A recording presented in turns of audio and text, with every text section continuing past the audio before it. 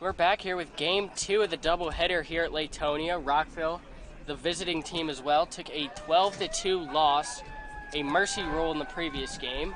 As they look to bounce back, get the winning streak back going again as they had won 7 previous to this loss. Andrew Abrams getting the ball here in game 2. As we will just get underway shortly. Some gray skies in the forecast. Hopefully we get this ball game in.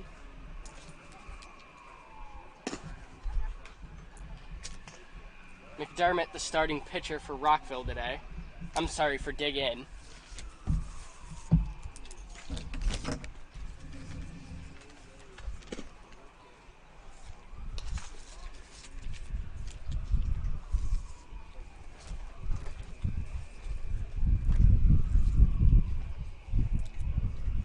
Few shifts around for Rockville from the first game. Heffley will be catching today.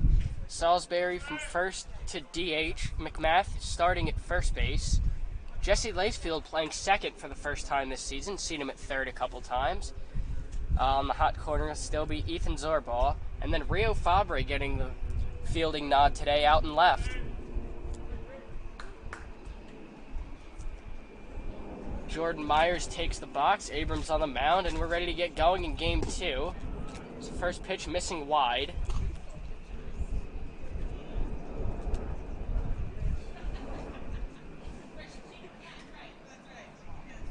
Myers was a sub in the first game, did not play, as this will be his first plate appearance of the day. See if he comes in just as hot as the rest of the team was just moments ago. As he is, as here's a ball stung into the gap. And on just 3 pitches into the game, Dig In, already a hit.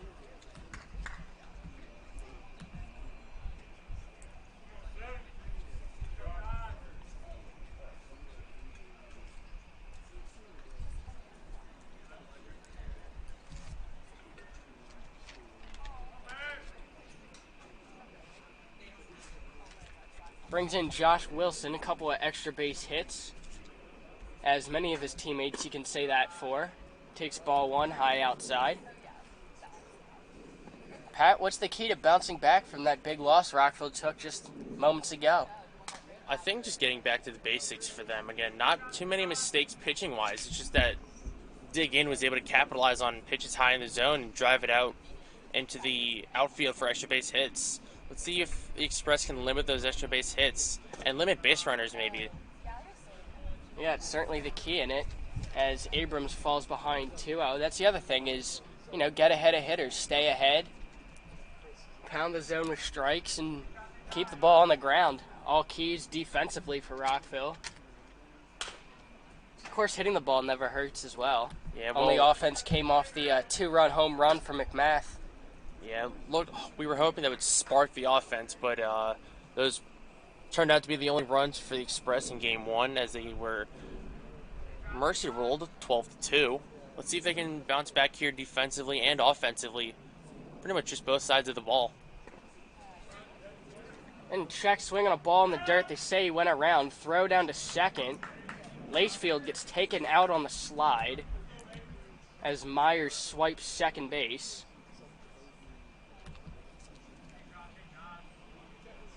Runs the count 2-2 to Wilson.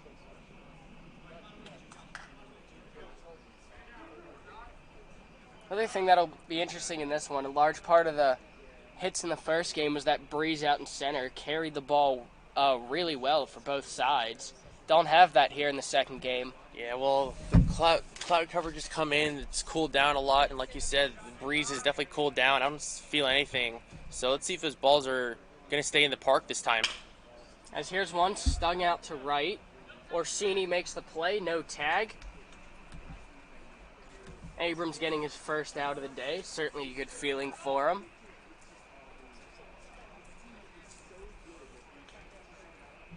So that'll bring in Con Ellis, a home run in the first game, nearly 2, as McMath was able to put one away deep in the track and left. See how he hits against the lefty Abrams. Pitch called strike one. Fastball caught the inside.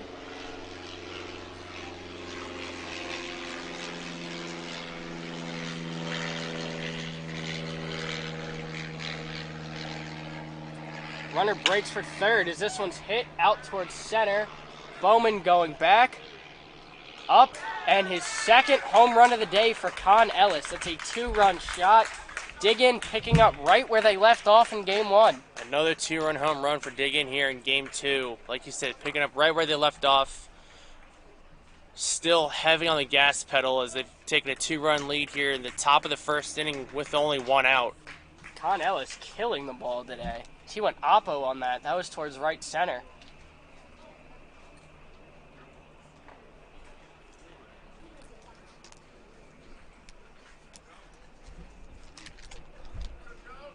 Brings in Joe Locos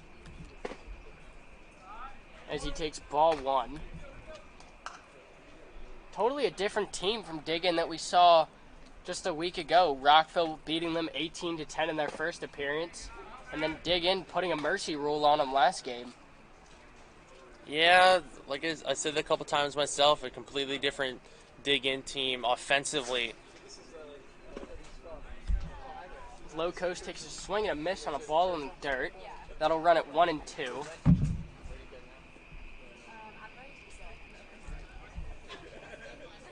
One-two from Abrams, misses outside.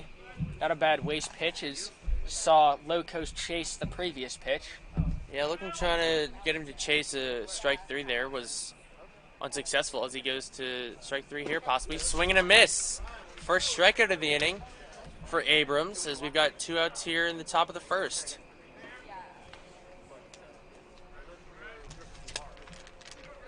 That'll bring in Greg Borges. Definitely another member of the hit parade in the first game. He stands here with 2 outs and no one on base, following a base-clearing home run from Con Ellis.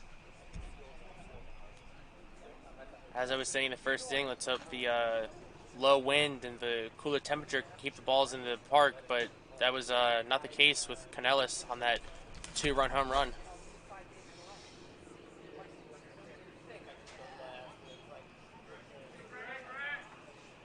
Abrams the 1-0. And catching the outside. Late call, but nonetheless, strike one.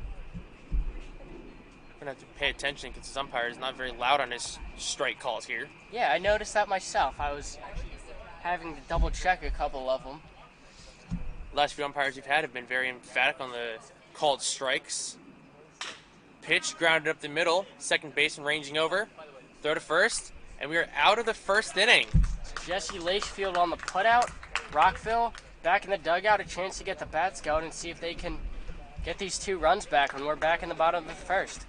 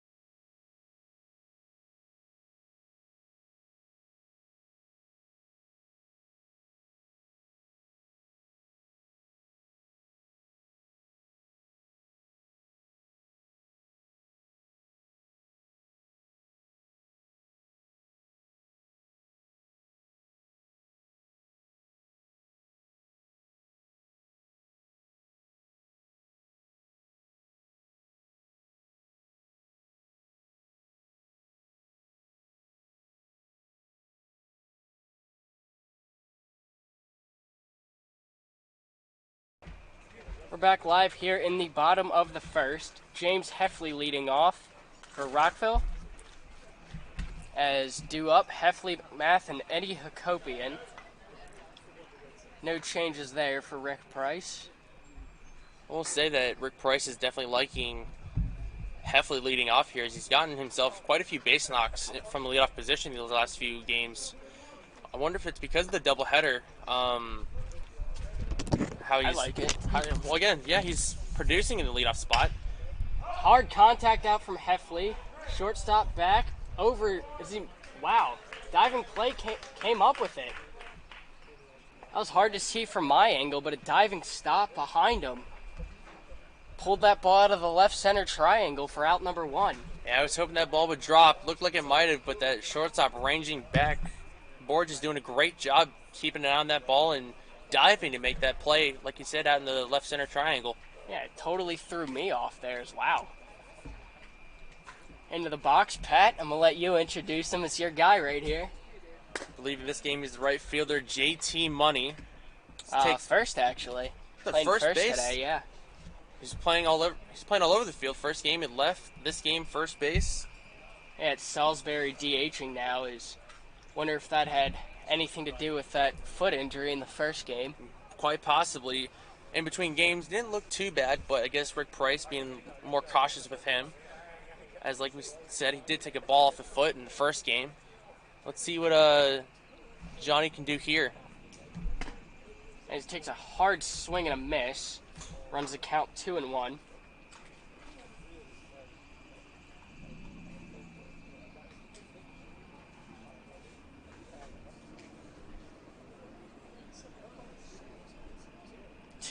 On its way to McMath. Missing outside, 3-1.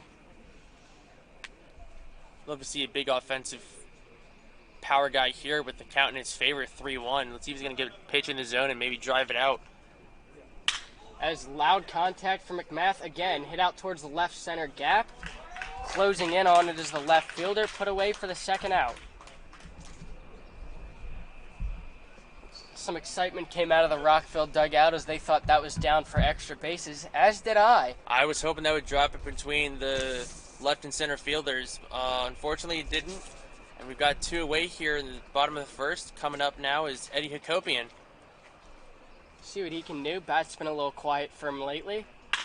As hard contact, ball out to Borges at short. Tough play for him as the throw will be offline. Rockville picking up an infield single. Eddie Hakopian a little first pitch swinging. Yeah, surprised he didn't bunt there. Either way, it gets on base. I think I get my players confused here. Yeah, you might have been thinking Ethan Zorbaugh. It's a hot day. My brain's a mess. Understood, my friend, understood. First pitch misses outside to Salisbury.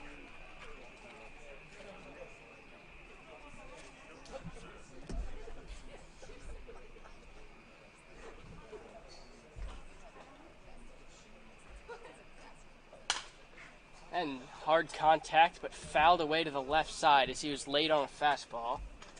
One thing I was just thinking with Salisbury taking a ball off the foot in game 1, I wonder if in the next few games you might see him with a shin protector. See if he, It's really a staple for you, isn't it? I don't know, just interesting to see how players react to how they do in games. And it's like, you take one off. You don't never wear a chin thing on your helmet till you take one off the chin. So. Yeah.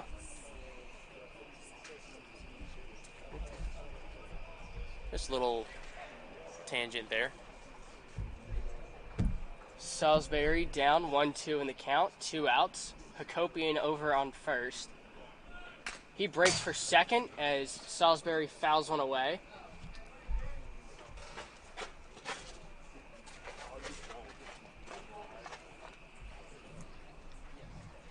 I think if Salisbury had laid off that pitch, might have been upstairs, Hakopian definitely would have swiped second cleanly. He had a great jump. Would have been a tough throw from Locos on the high pitch there. Salisbury liking them high up in the zone. See what he does here. A curveball just missing. Another thing to take note of, it's a catcher with a right-handed throwing arm to a lefty batter. You got to be careful that you don't hit the batter. One on a throw down, yeah. No, at this stage, they know what they're doing. As Hakopian breaks again, throw down, not in time. Ball gets away into center. Hakopian will run for third as center fielder was sleeping out there. Doesn't make a break on that ball at all. Myers just lollygagging to pick it up. Hakopian, alert base running, and he's on third base. Yeah, stolen base, ball got away there and into center field. Like you said, the center fielder lollygagging probably could have kept Hakopian at second if he was hustling a little bit there, but we've got a runner on third with 2-2 and 2 outs here to Salisbury. Hakopian in a full count now. Fouls this one away. Those of you scoring at home, make that previous play a stolen base and a throwing error on the catcher. It was Joe Locos, unable to make the throw to second. It's the full count to Salisbury, misses low. That'll give Rockville runners at the corners here with 2 away.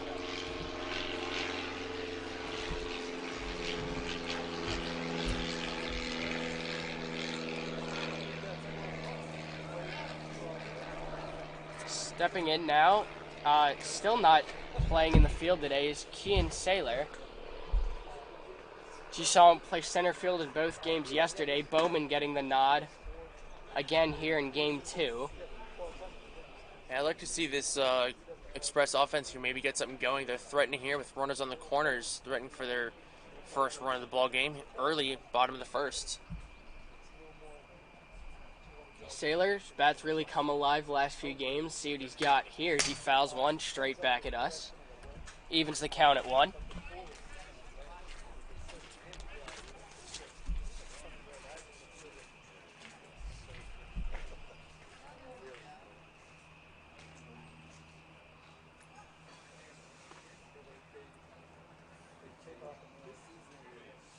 One on its way.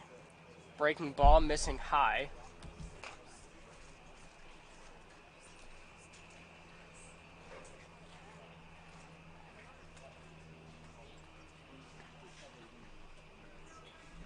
Two one to Saylor. Again, missing wide. One thing Diggin did very well the first game was throw a lot of strikes, get ahead of the Rockville hitters. McDermott, not so much here.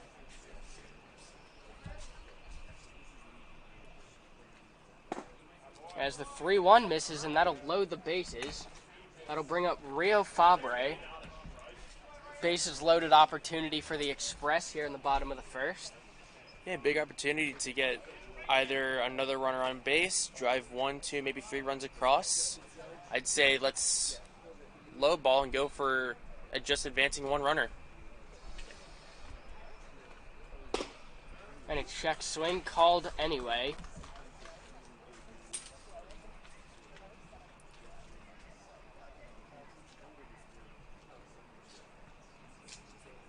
Fabre stepping back in.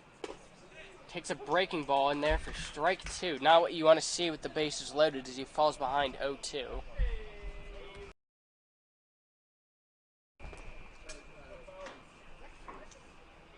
To Fabre. Out towards second and caught. That'll end the inning. As unfortunately that was hit right to the second baseman. 2-0 score after 1. We'll leave it there.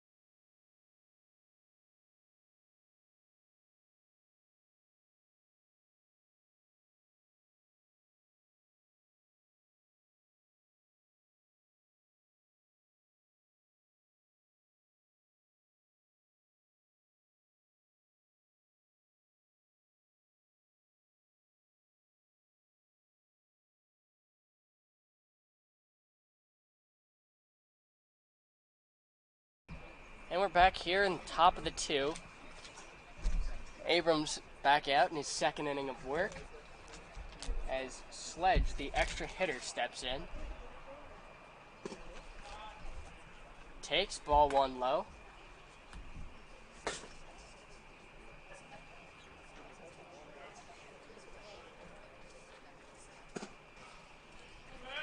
Point you were making, and I want to raise it here on the broadcast. Some dark skies out here, but the light's not on yet. Got to think they're on timers here at Latonia. Yeah, again, most of our games that have light troubles are because they're late in the day. But here, some cloud cover and some possible inclement weather has definitely darkened the skies. And a 4-pitch walk to start the inning. That'll put Sledge on.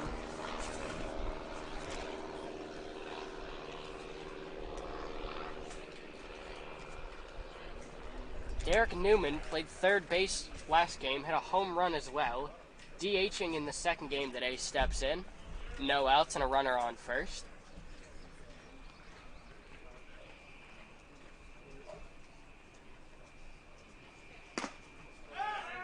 Throw down from Heffley following the ball outside. Nothing doing.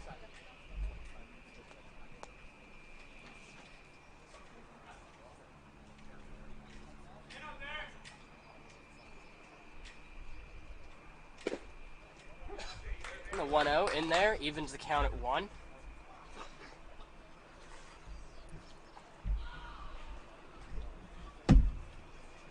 Abrams picking up his first strike of the inning. Let's see how he bounces back. Runner breaks towards second as this one's flied to right. Over the head of Orsini and off the walls. That was Newman going opposite field. On the hit and run, Diggin will score a run easy as Newman's at third. And that will be an RBI triple.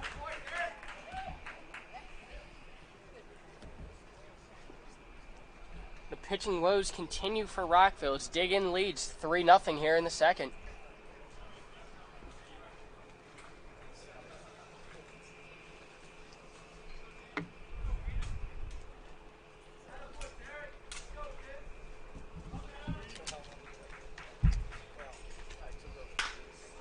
And now it's Whedon as he fouls one off towards the right side. Dan Whedon was a sub in the first game, did not play. He wears number 87. I don't think I've ever seen a ball player wear 87. If I'm not mistaken, that's Rob Gronkowski's number in the NFL. Or Sidney Crosby. In the NHL. Your favorite. That name did not ring a bell for me.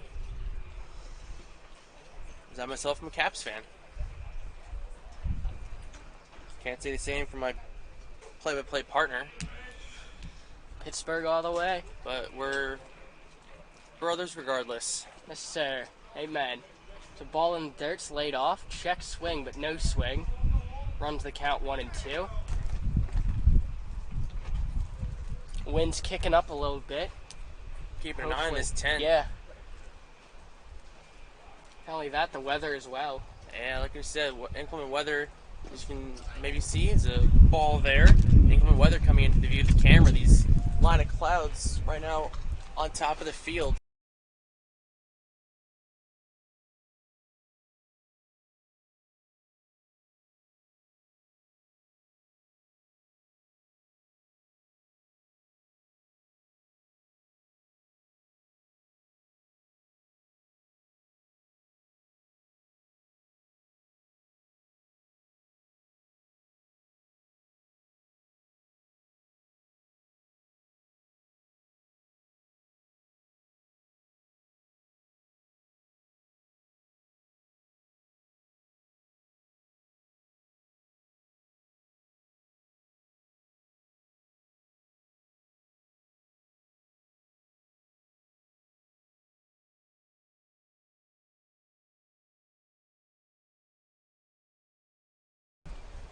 We're back following the interruption. Had to take a break to take our tent down as we don't want anyone getting hurt here.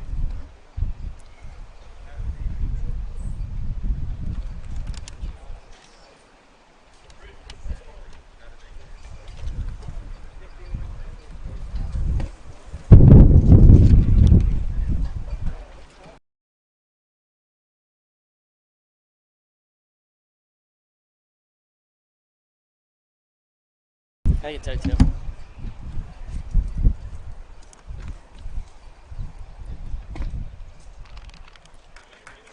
And pitch in from Abrams makes it 0-2.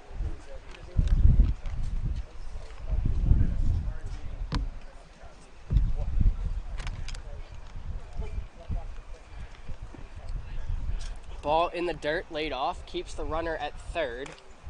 Good block by Heffley behind the plate.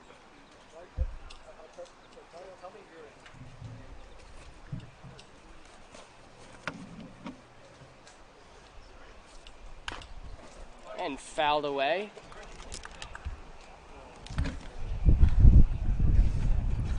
Lane Freeze staying alive at the plate.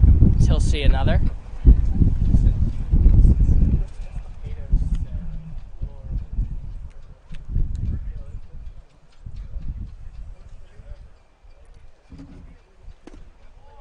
And called strike 3. Second out of the inning for Rockville as they look to strand that runner at third.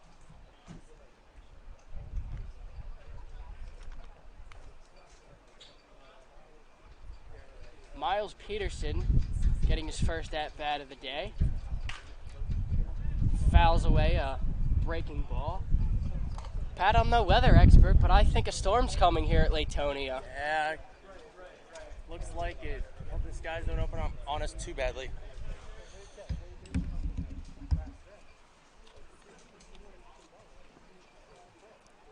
A 1 from Abrams, swung on, crushed to right. Orsini on the run in foul territory, out of play.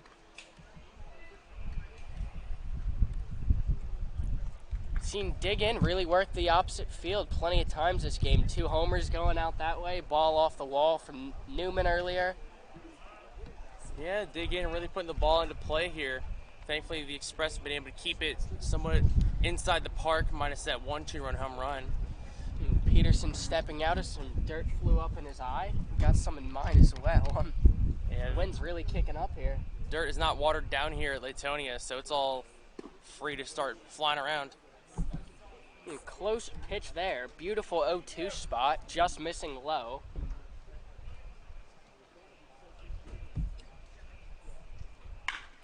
Breaking ball out towards short and through.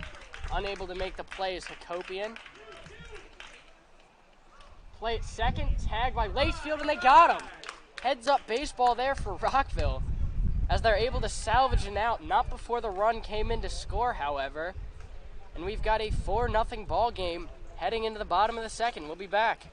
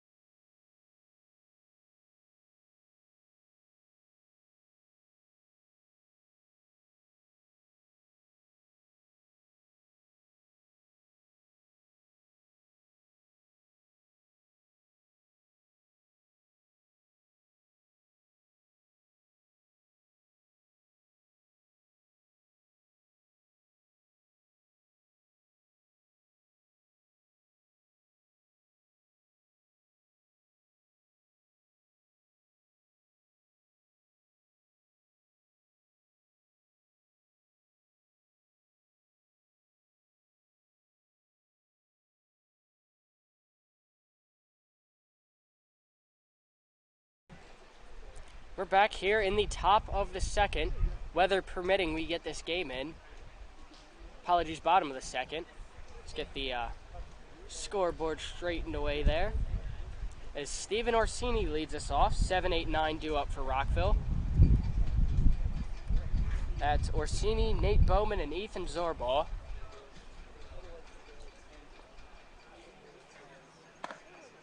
And pitch in did not count as the ump had called time previous to the pitch. May that last pitch be stricken from the record. And Orsini stepping out now as he's got dirt blowing up in his eye. This is a really concerning problem here.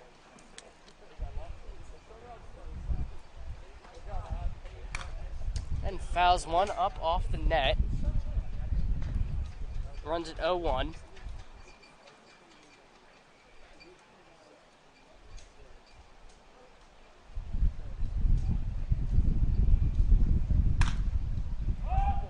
Orsini fly to the left side, shortstop under it, put away for the first out. Brings in Nathan Bowman.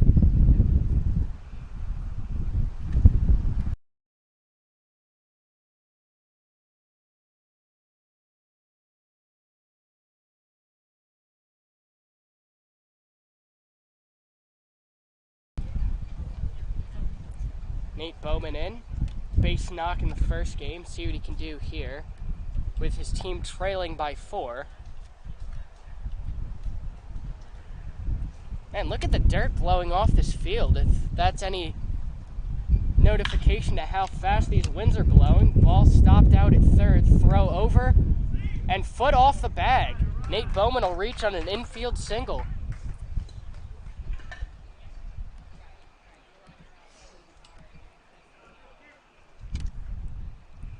Gets things started off as Ethan Zorball steps in.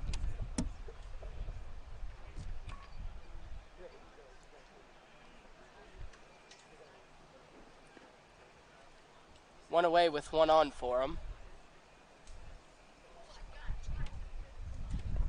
Ball in the dirt. Bowman breaks for second. Play at second. And in there safely. He advances on the ball in the dirt.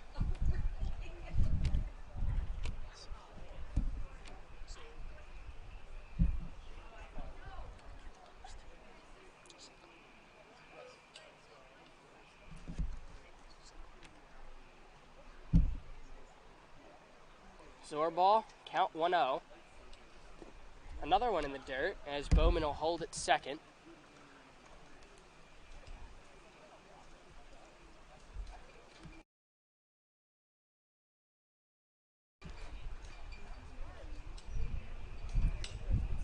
And first drops of rain, figured that would come at some point.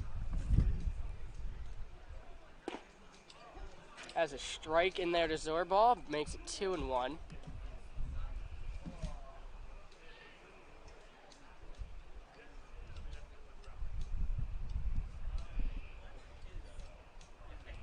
Keep an eye on the weather as it progresses.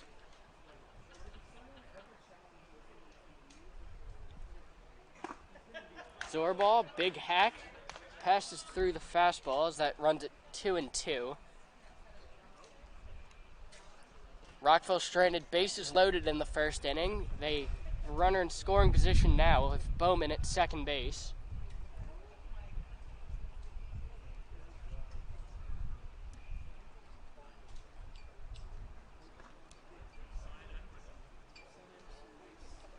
Two-two to Zorball, hit hard out towards short, caught in the hole.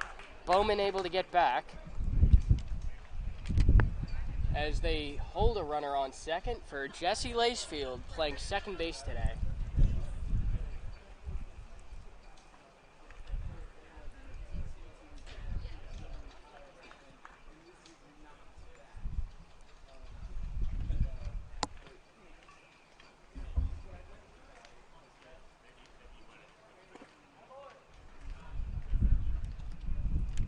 And first pitch to Lacefield misses in the dirt.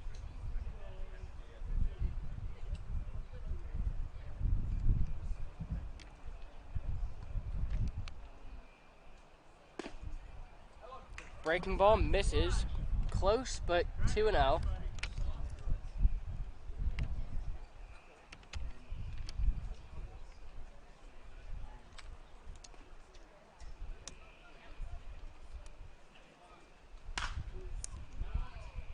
Lacefield fouls this one off.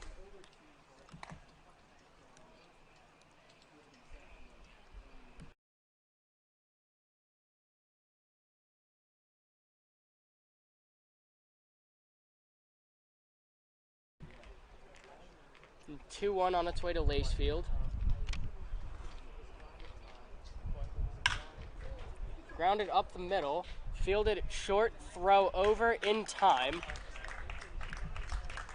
Nothing doing here in the bottom half for Rockville. As after 2, we've got a 4-0 ball game. We'll be back.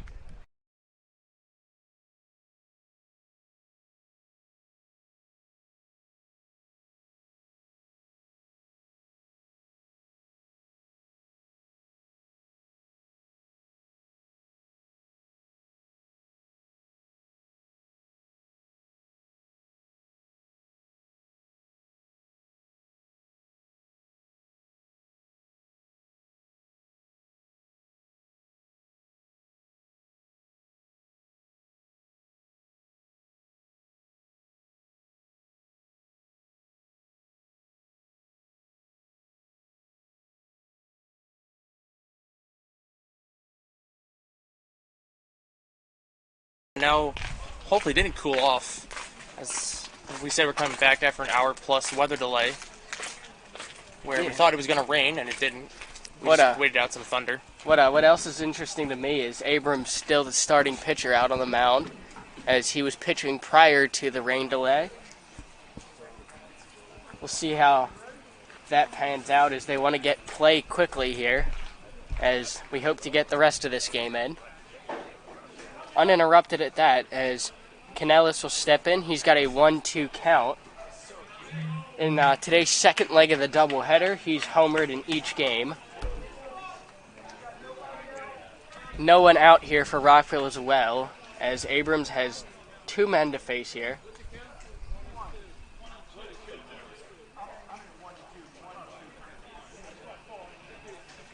Little confusion here as they've got the count. Still better than the other night. As I say, it's the second day in a row where the umpire is confused about the count.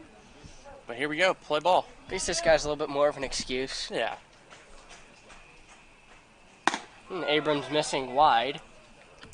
I think one thing to keep in mind is, we said before, this is game 2 of doubleheader, so we are only scheduled 7 innings of regulation baseball here. Yeah, of course, the rain delay adding on to what already was a long day, as a bender gets Canellis to swing through. Abrams picking up a strikeout, looking pretty sharp to come back. A couple pitches here, 1 ball, 1 strike, and quickly in this top of the third, we've already got 1 out. Again, Dig in, still threatening with 2 on.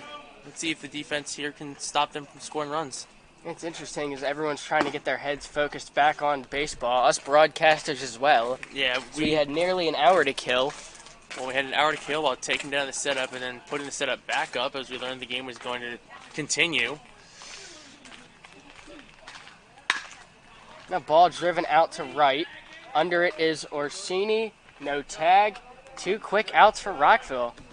I don't mean to do anything to jinx things here, but looking very sharp coming out of the rain delay. I want to say what was looking really sharp was that throw from Orsini did it. Whoever was covering on second was on a dime. No advance in the runner there, which definitely helped the Express out as they trail 4 runs. Sure, as Greg Borges steps in with 2 runners on.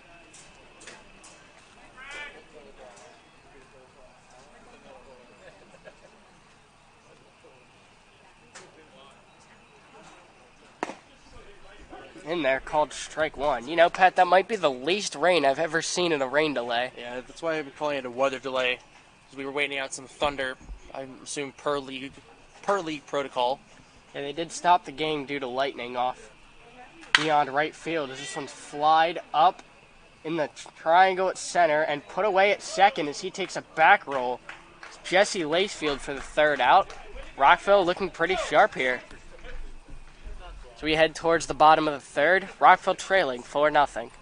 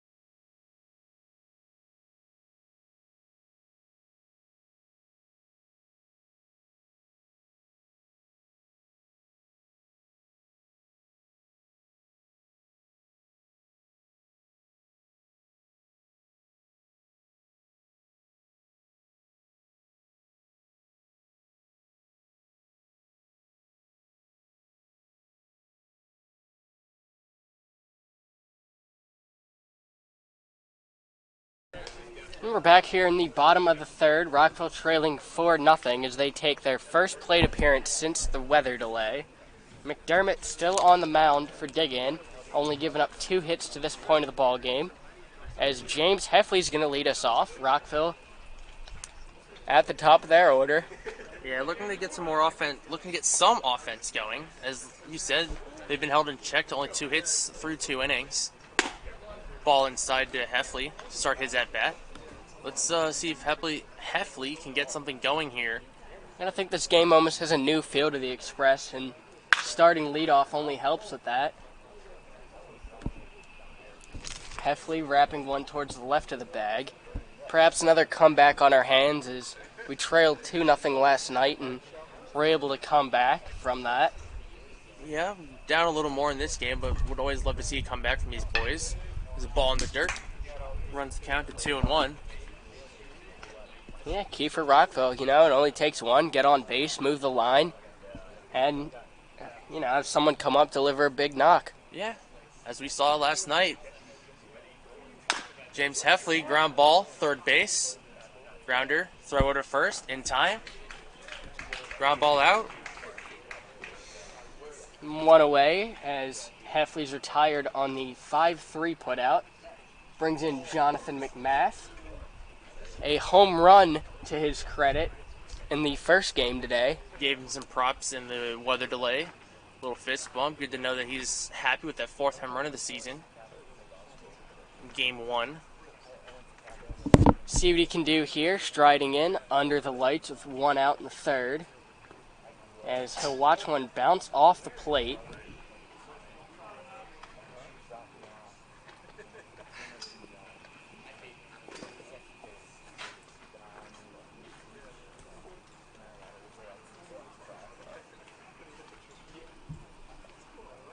You got to think during that rain delay, maybe they tracked some of those foul balls down. Maybe some of those ones that went well past the fences in right and left field. Got to do something to pass the time as McMath connects on one, skied out towards right center. Outfielders going back. And off the wall in the gap, McMath standing at second. A base knock double gets Rockville going as they've got a man in scoring position as Eddie Hakopian steps up to the dish. McMath there keeping his bat hot with another extra base hit here in this doubleheader. Man, he is killing the ball. He really is killing the ball. Whether it's a home run, single, just a nice little double, he's definitely producing, and Rick Price has to love that. See what Eddie can do. Infield single to his credit so far this game. As I'm going to pat myself on the back for remembering that, as, we didn't have it written down anywhere. Yeah, we're not keeping any scorebook here. This is all off from memory and through Game Changer.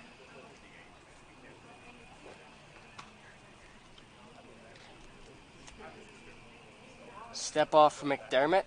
Head of the 0-1 to Hakopian as catcher Joe Locos wants a word with him. Wonder if they're going to come up with a strategy to pitch to Hakopian with McMath on second. Definitely want to keep this part of the order quiet for the Express. They've definitely got the run producers up.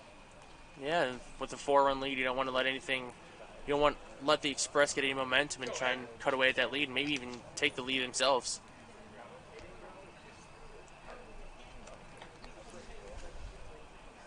And plays back in. Hakopian back to the dish. 0-1 on him. Pitch for McDermott. And takes strike 2. Hakopian not willing to get the bat off his shoulder on the fastball high outside. Nevertheless, it caught the corner, and we'll have to do the 0-2 over.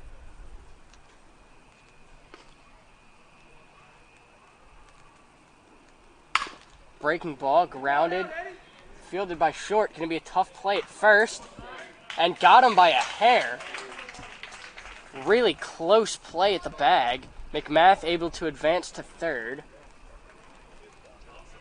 As Rockville 2 away now in the inning, bringing in Danny Salisbury.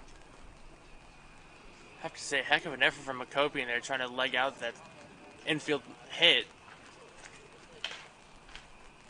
He's really moving. Just got him by a step.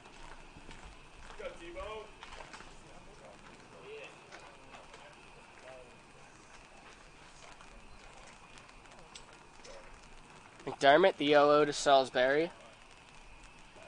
Missing outside.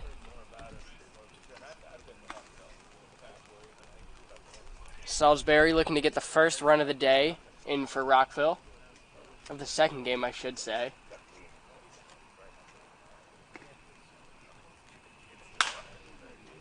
And fouled away to the left side. Salisbury a little late on the fastball. We'll try to calibrate the timing of that, put one in play. It's one thing the Express had a little bit of problems with timing on their swings. A lot of foul balls that went very deep. Yeah, you saw Orsini hit that one mammoth shot to right, just foul. I was trying to push it fair, but to no avail. And a good block behind the plate by Locos. Something you saw in the first game Dig-In played against Rockville is a lot of pass balls resulting in runs. And time again, we've talked about the real estate behind home plate and how that can really be detrimental to a passed ball and scoring runners if there's anyone on.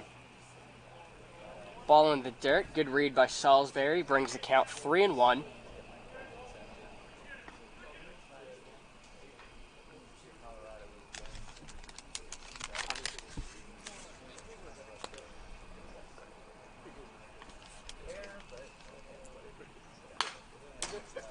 And fouled straight back. Runs the count full. Keon Saylor would be next. Let's be hopeful and say he will come up to bat this inning. Yeah, I'd love to see Salisbury keep the line moving, see what he can do here in a full count 2 out.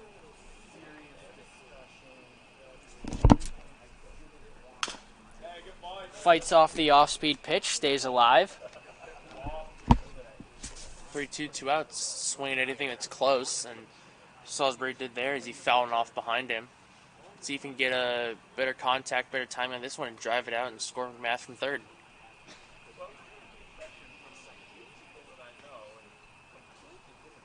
McDermott, payoff pitch, breaking ball missing outside to give Rockville runners at the corners and bring up Keon Saylor.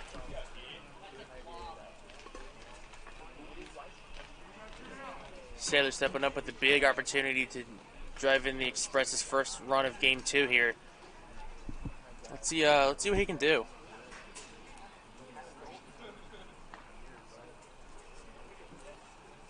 First pitch to Saylor. Catches the outside.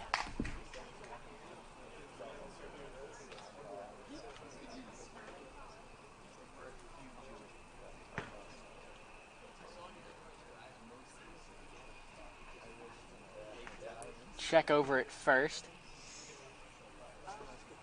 The 0-1. In there, called strike 2.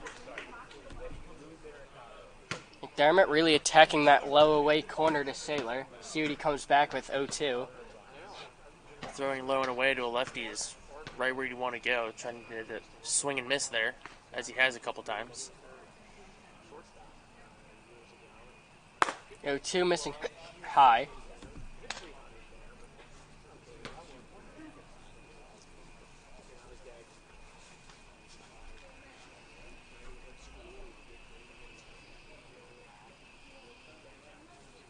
Saylor, the 1-2 with runners at the corners. Pitch on the way. And in the dirt, no advance from either runner. Evens things at 2. Saylor working back in the count.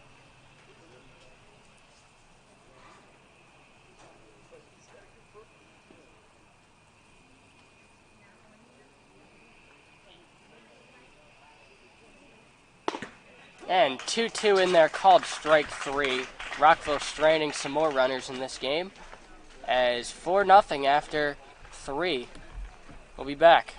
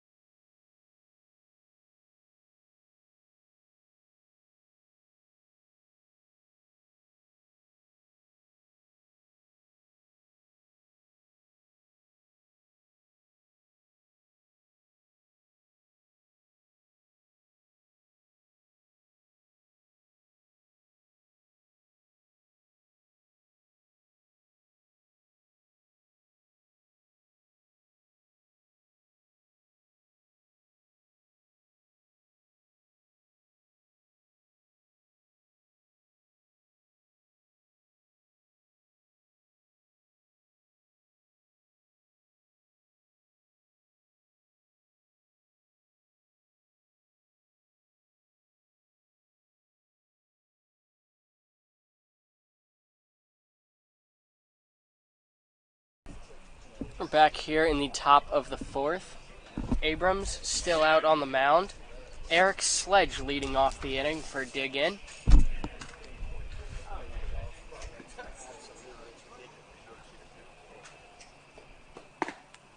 Pitch missing outside, 1-0.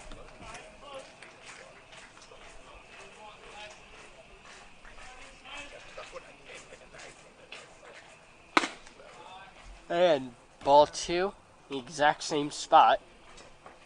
Abrams trying to work that high and away, not getting it.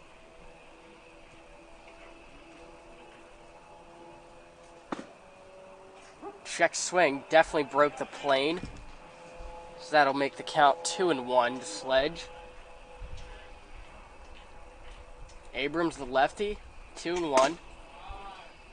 Missing.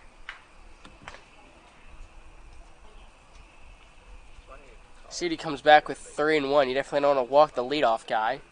Trailing 4. As in there, called strike 2. Abrams bringing the count back full here. Let's see this put away pitch. Payoff pitch from Abrams. Good curveball, gets him, called strike 3.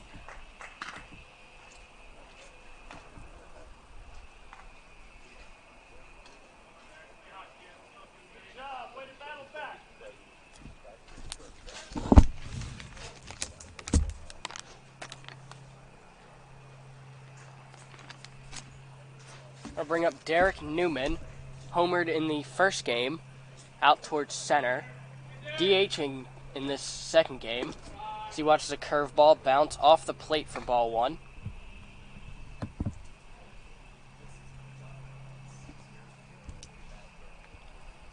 One to Newman. In there, called strike 1. Hit one of those balls that was just hit. You thought it was just straight up pop up, and it just carried and carried. Ended up getting over the center field wall. He passes at a curveball, makes it 1-2. Like we said, I believe that was in game 1, where it was really hot. There was a bit of wind. Definitely cut through the air and just carried more than we thought it would. This one skied off towards the right side. McMath running out of room. Attempts to jump over the fence to no avail. As the ball is a little further out. Good try, though. Any basketball scouts tuning in, take a look at that vertical jump by McMath against the fence.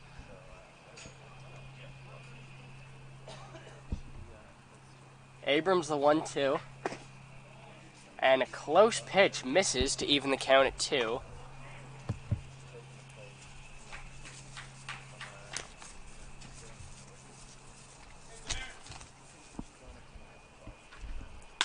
Two. Lunged on, hit out towards the right side. Dive by Orsini, and he's got it. Another play from Steven Orsini out and right.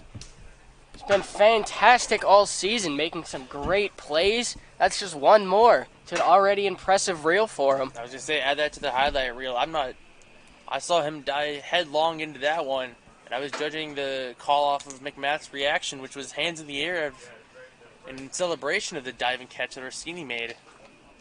Great stuff. Rockville, 2 outs now.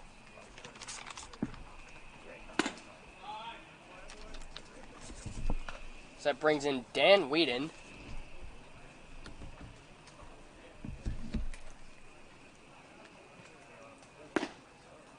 Takes a called strike to even the count at 1.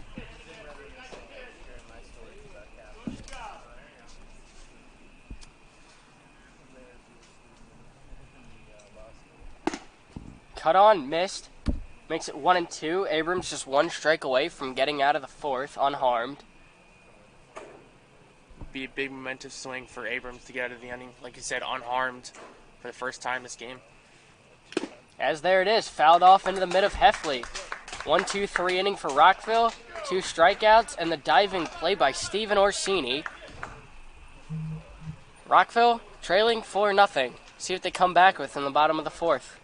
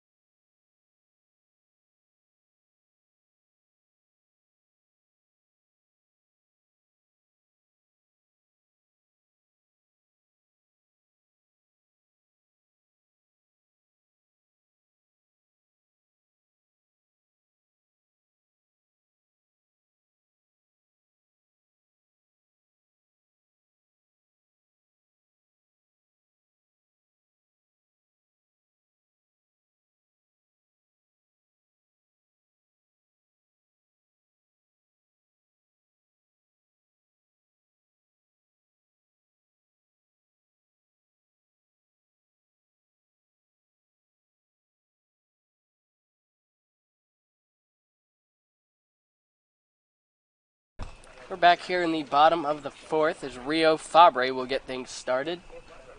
Slow day for him at the plate. Think back to earlier, Rockville had bases loaded in the first, and fortunately he stranded them with a line out to second base. It's a well-hit ball, unfortunately, right to an infielder. And step off for McDermott. He'll rethink his first pitch to Fabre on the way. And fouled off the catcher. Strike one.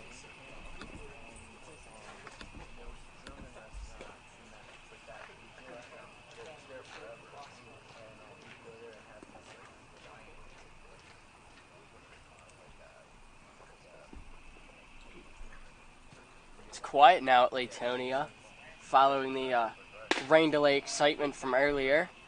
It seems as a lot of people went home. Well, as we thought, the skies were going to open up and the heavens were going to pour on us, as they ended up not doing that. As you can see, we're playing here. 0-2. Just missing, not a bad spot for McDermott. Good eye from Fabres, it's 1-2 now.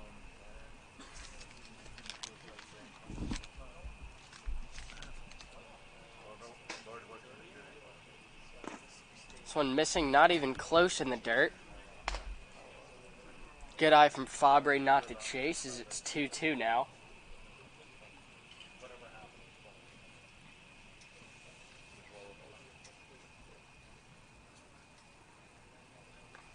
Two for McDermott, fouled off.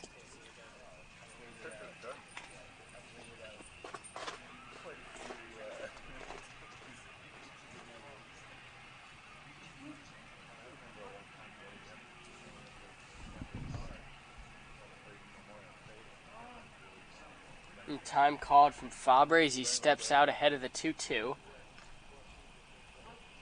Sixth pitch to him this at-bat on its way.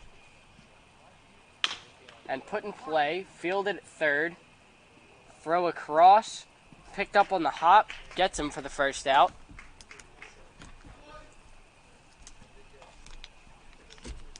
Brings in Steven Orsini, coming off that diving play he had in left just moments ago. Put a foul ball into the trees in right earlier to see if he's got that power bat still working. I think he does. As we said before, he got the first home run for the Express this season at Dundalk Community College about a week ago, maybe a week and a half ago. We know he's got power. Let's just see if he can straighten out a swing, get the timing down, and drive it past the outfield wall. As to our surprise, showed bunt there, unable to get it down as he fouled it away for strike one.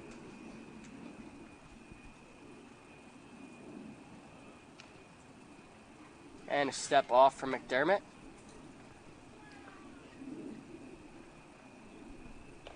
Back on in the 0-1 on its way. Showing bunt again. This one misses high and in to even the count at 1. As we were praising Orsini's power, he's, like you said, showing bunt twice here in this at-bat.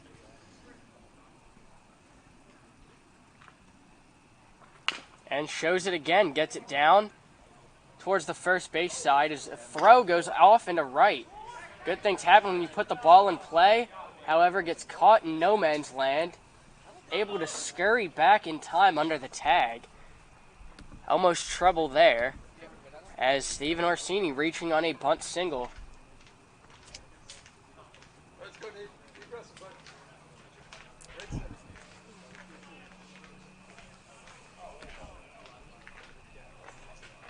And the update from the scoring decision is an error. Coach out to argue if Orsini maybe interfered with that. Is that what he's arguing? Not sure. Either that or the tag at first, one way or the other. Duffy unclear about something. As Orsini running down to first maybe disturbed that throw. As it got away from the first baseman, trickling into right in foul territory.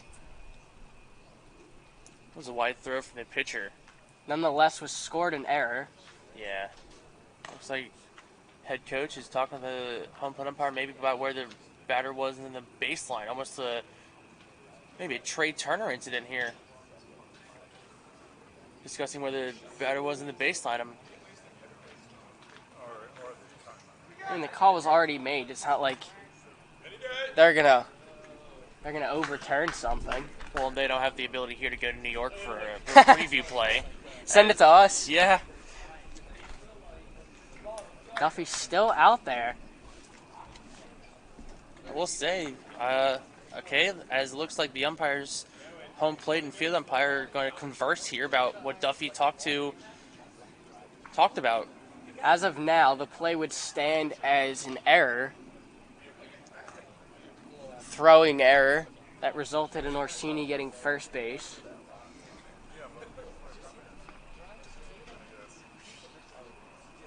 Long discussion about this is, yeah, that's what has to be, is something with the base path. That throw seemed way offline, though. I really don't think they have much of an argument here, as the call on the field will stand as safe.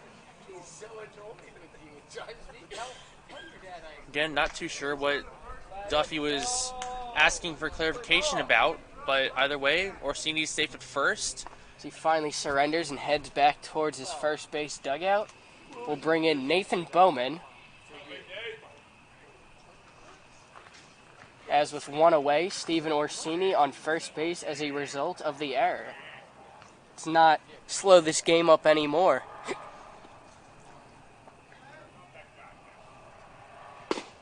Orsini taking called strike one.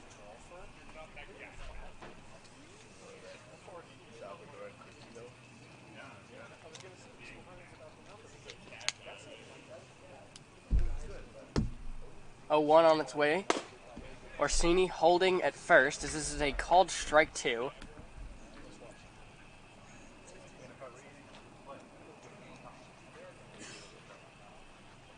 Bowman yet to get the bat off his shoulder, down 0-2. Pitch on its way. There on the breaking ball, just missing outside, runs at 1-2.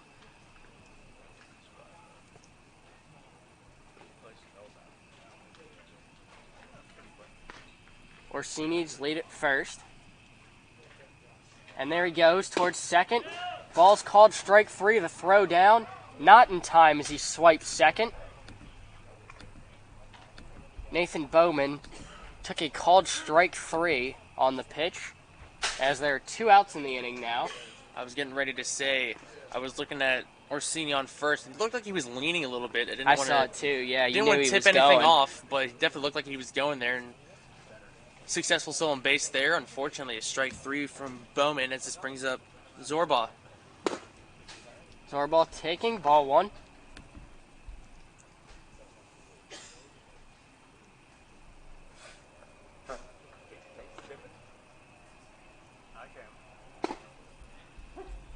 The 1-0 is lobbed over. Don't have a radar gun, but definitely Slow. Didn't seem too quick. No. Even to the count at 1 as Zorball just took that one. Also taking here as this one misses high and in, running at 2-1.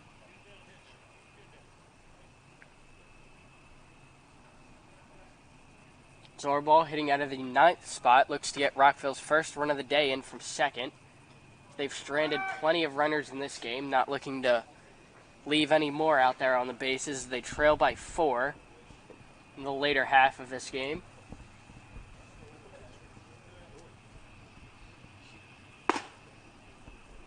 Ball outside, runs at 3-1. I will say Orsini's getting a very healthy lead there at second base with no one really covering him that tightly. Yeah, you certainly want to score on anything to the outfield. Well, With two outs. 2 outs, ball in play, you're moving. Zorball taking on the outside. Great spot there for McDermott. Runs it full.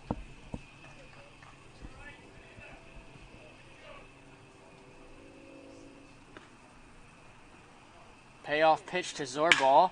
Flied out towards right. Right fielder on it. Battles the light and puts this away to retire the side. Still a 4-0 ball game as we head towards the top of the 5th.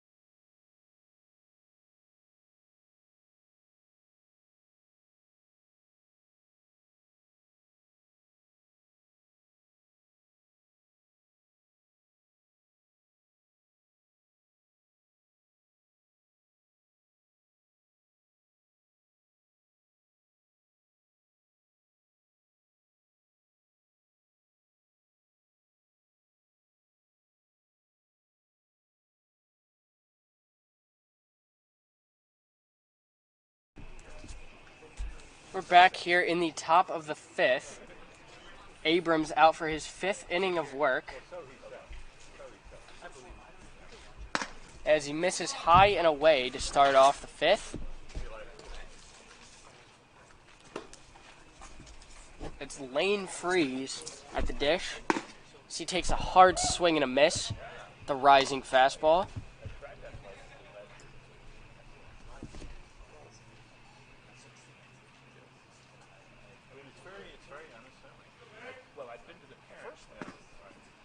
It's 1-1. Nice curveball there. So he gets a swing and a miss for strike two.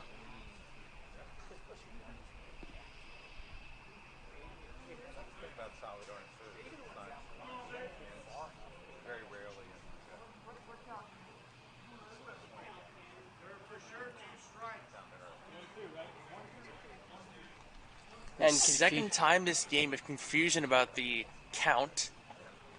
Again, Groundhog Day as to yesterday's game.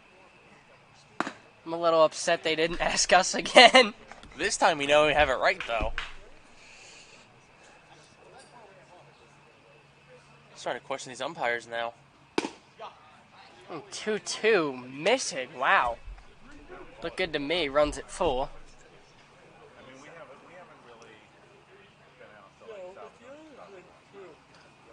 And this one sails on him. This will walk Freeze.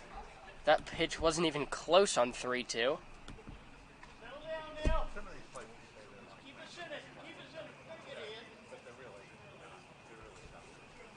So bring up Miles Peterson. He steps in with no outs and a runner on first following the walk from Abrams. We get a pitch count. I believe that is 79 pitches now. Gotta think he's towards the end of his rope. There's a bunt laid down. And no plays. He runs that out, no problem. Got that right up the line. Perfectly placed. Dig in with 2 on here.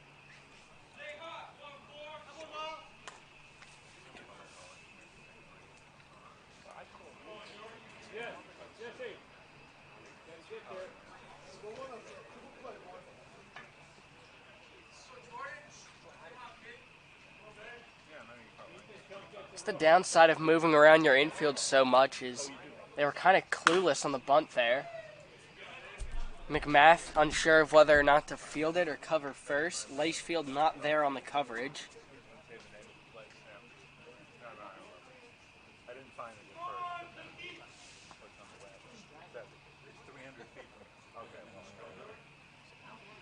The 0-1 from Abrams. Missing high and away. So he continues to run that pitch count up.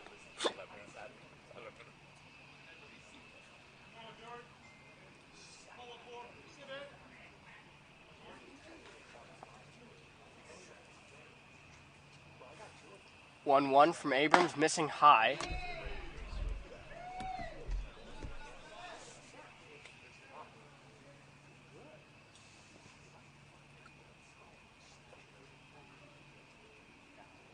Two one to Jordan Myers, the dig-in leadoff hitter.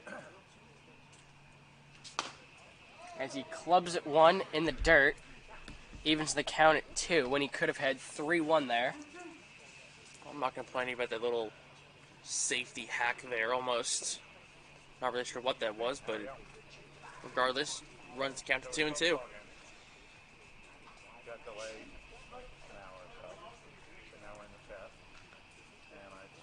Abrams checks second, the 2-2 missing in the dirt. Runs it full, both runners stay on the ball in the dirt.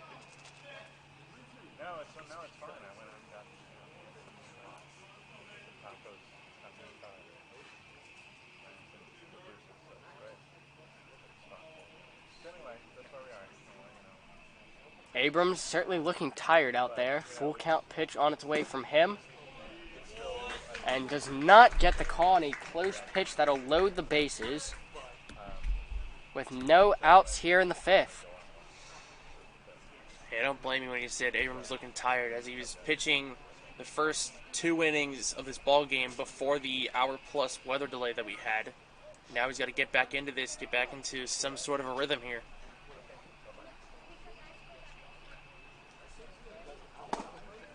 And comes back sharp with a swing and a miss from Josh Wilson.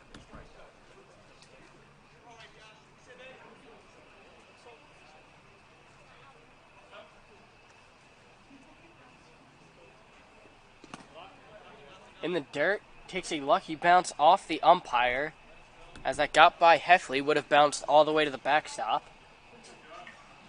Appreciate the ump saving a run. Yeah, whether he intended to or not, glad to see him playing some defense.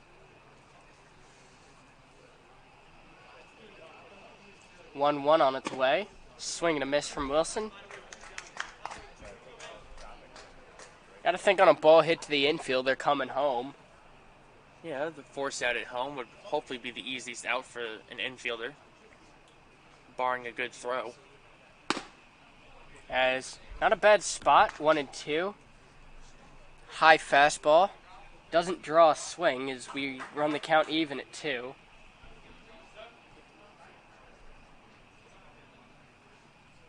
Two to Wilson. Fouled away.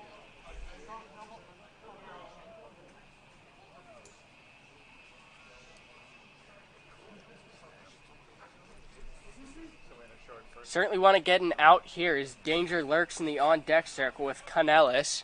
Already 2 home runs on the day. Certainly don't want to see him with the bases loaded. As Wilson, a swing and a miss for out number 1. Nice pitch there from Abrams. Retires him for the first out. And that'll bring up Andrew Canellis. As you said, he's a scary batter here, homering twice today. I believe once in each of the doubleheader games. Correct. Comes up with the bases loaded. Take a timeout here as Rick Price comes up to the mound to talk to Abrams. Maybe a pitching change. Certainly to talk strategy about facing Canellis, as he's been the man that's crushed him all day. Got this second game started with a 2-run shot in the first.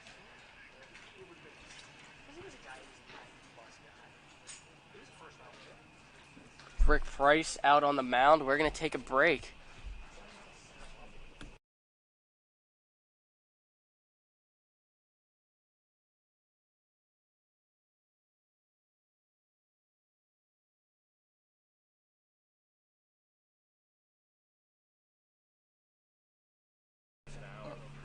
Rick Price going back to the dugout, sticking with Abrams. So he'll face Canellis with the bases loaded and 1 away.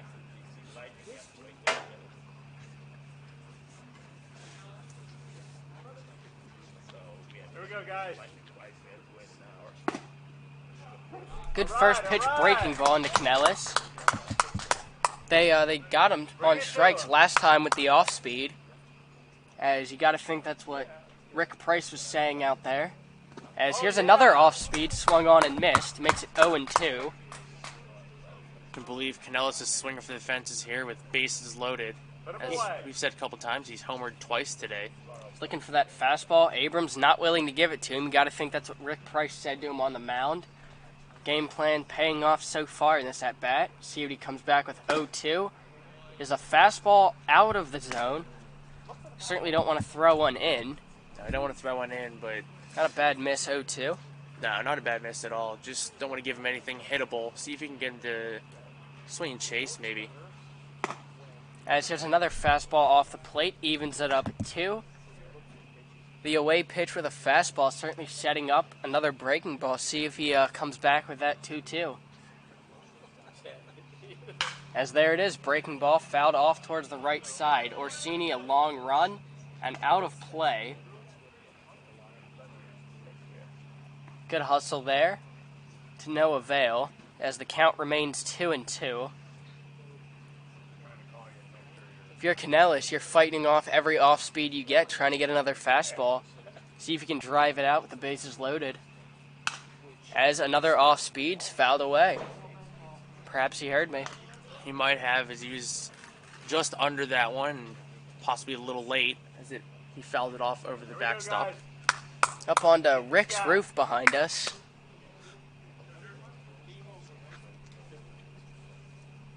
2-2 once more. Breaking ball, hit towards third. He'll touch and throw across. Does he have a double play? Throw pulls McMath off the bag. As a little bit of indecisiveness from Zorball as he thought about home. Ends up touching third and then throwing across. Dig in, scoring a run on the play. Takes a 5-0 lead.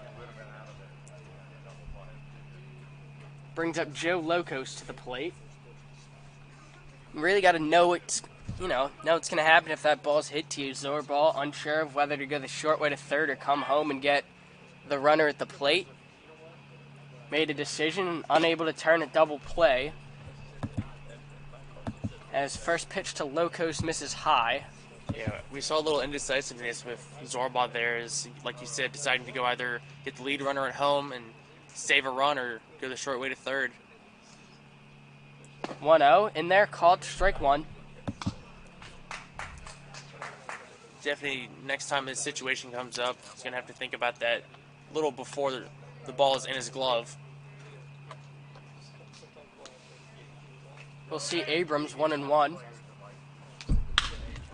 Hammered out towards left. Locos out and one hopping the wall. This scores one. Second runner's around. Play at the plate. It's going to be close. Heffley, nope. Throw down to third. Has him by a mile. As that'll end the inning, but not before Diggin makes us a 7-0 ball game. That's where we leave it, midway through 5.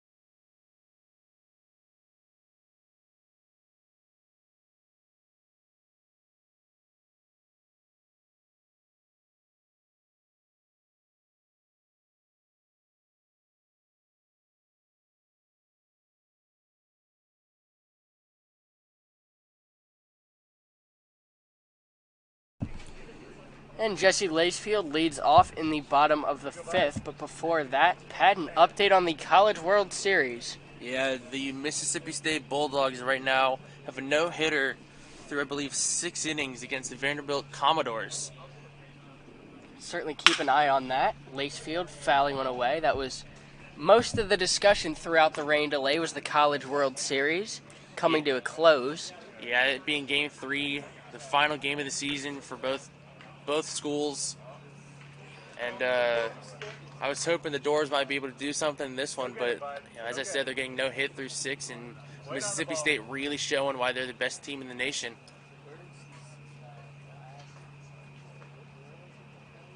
Not yet, but we'll see. Eventually. Only a matter of time. Lacefield down 0-1.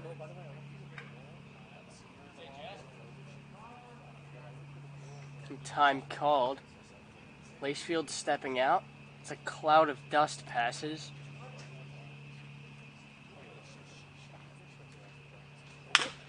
Put in play over towards first, no problem, fielded cleanly. Step on first by Dan Whedon for the first out.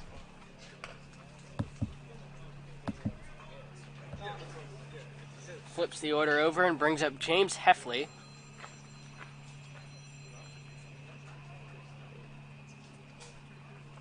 Looking to do something about the 7-0 deficit as the Rockville top of the order is due up. First pitch curveball missing high. Heffley gave up on that, broke towards the plate, but too late. Runs the count 1-0. Pitch on its way. Swung on and missed. Rockville in danger of getting run ruled for the second time today. Also in danger of getting swept in a doubleheader for the first time this season.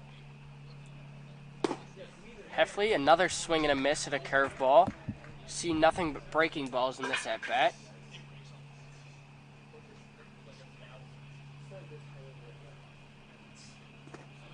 And strike three, curveball in the dirt. And the around the horn gets botched into left field. Maybe it'll teach Deegan not to do that next time and be a little show-off.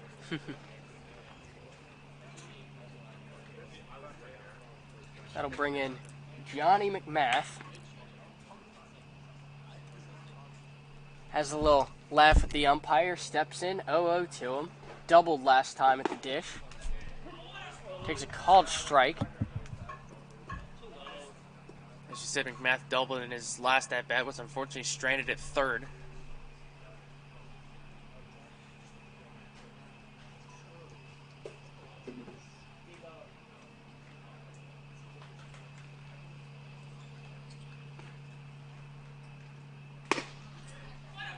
Ooh, backdoor curveball. Real nice spot. McMath giving up on that. That runs at 0-2.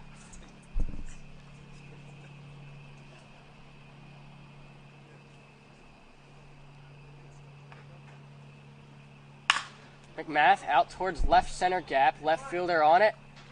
Calls it off. Puts it away for the third out. Rockville still trailing 7-0. We'll be back in the top of the sixth.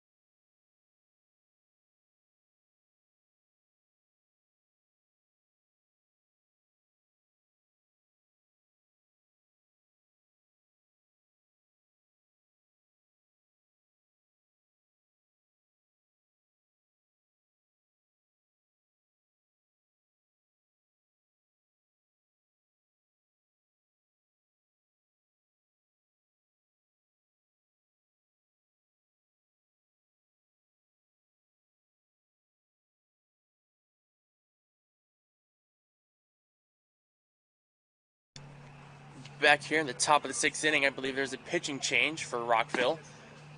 Trying to get a number for you there.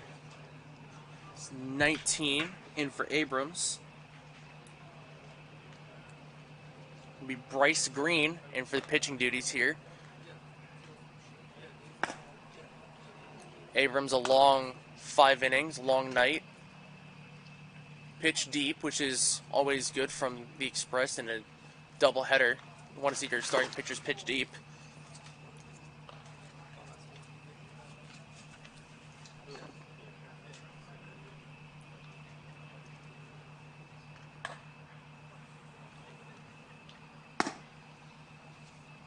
Is that Green out there? Yeah.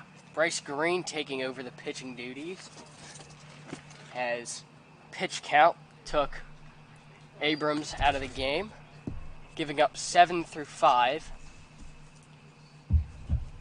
Looks like Bryce Green will have the ball the rest of the way as he looks to keep Dig in from scoring any more as they approach the run rule. Yeah, let's hope they don't approach that run rule as they did that in the first game and surprised us. We lost track of the inning and the amount of runs they were up by. In the doubleheader, it's 10 after 5 as we came to figure out. Yeah, well, we did that against FTB Mid-Atlantic at Dundalk, like I said, about a week and a half ago. We mercied them in a doubleheader. Never good to have that happen to you, though. Bryce Green gets his day started with a strike on the outside.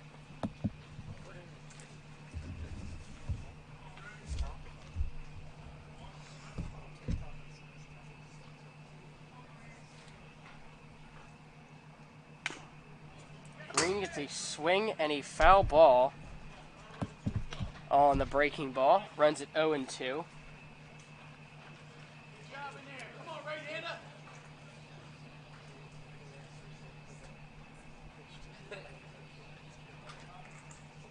Green, one of the few pitcher-onlys on this team, getting the call in relief today as he gets a swing and a miss. Just 3 pitches for him to get his first strikeout of the night.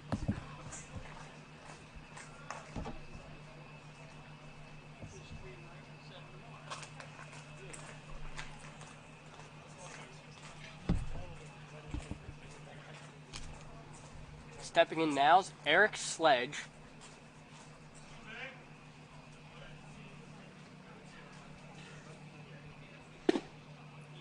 Green, nothing but strikes so far as he gets ahead 0-1 here. You'd love to see that in a relief appearance. Throwing 4 pitches and 4 strikes so far. Yeah, throwing strikes hasn't been the problem. It's just that Diggins been hitting the ball all day. Green's got it working. Misses inside 1-1.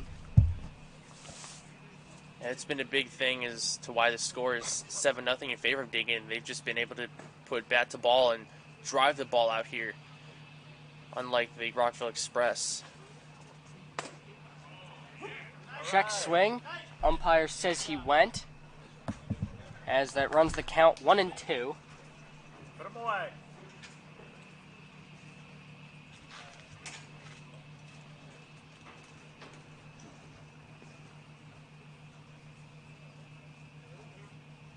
Green the 1-2. Beautiful off-speed, called strike 3. 2 strikeouts to 2 men faced in the pen. Batter in a little bit of disbelief there as the check swing didn't go his way or that last called strike. Either way, brings up Derek Newman, who has been another problem for the Express today. He's homered himself in Game 1. Quiet so far in Game 2. Hopefully that keeps. Green, first pitch to him. Gets a called strike on the inside. Green really studying where that strike zone's been all game. Comes in, hitting all his spots, working all 4 corners. Yeah, I'd love to see that from a relief pitcher. You know, like you said, studying where the zone is, where the calls are going in favor and not in favor. It's a foul ball on a curve there.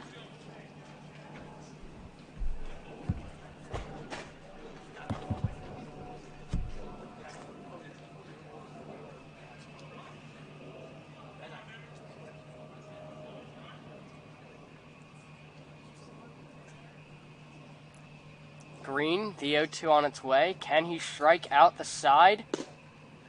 Ball is there. Called just off the plate for ball 1. A couple groans from back here in the stands as we thought that caught the outside corner. Would have been an exciting inning. Get a called third strike as Green will look to bounce back the 1-2, looking for that third strikeout of the inning. And there it is. Heffley tries to locate it, throw down to first, no problem. What an inning there for Bryce Green. 3 strikeouts to 3 hitters. Rockville still trailing 7-0.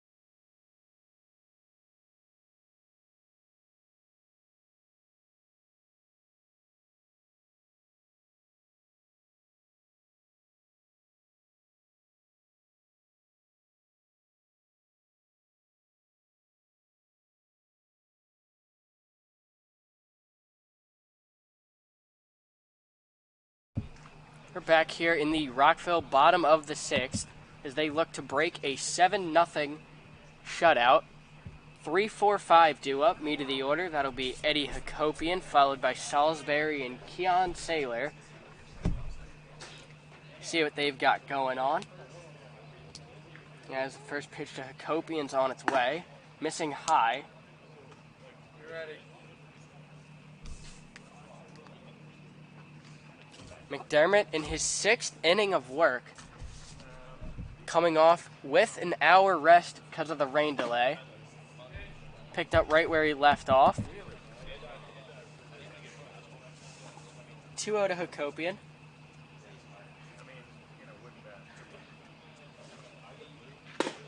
And in there, strike one.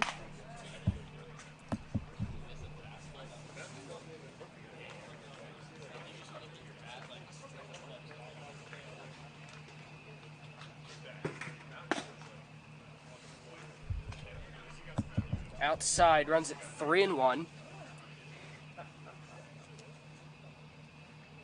Just need that leadoff base runner.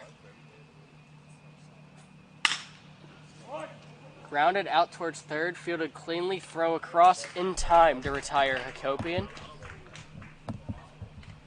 Quickly one away here in the 6th. Rockville in the 7-inning doubleheader, down to just 5 outs left. That they are. Just trying to do the math in my I head. was going to say, you had to think about that for a second. It's a little scary. It took me so long. It's alright, it's been a long day for us. Yeah. Again, baseball math is weird. As hard contact from Salisbury, yet foul. Makes it 0-1.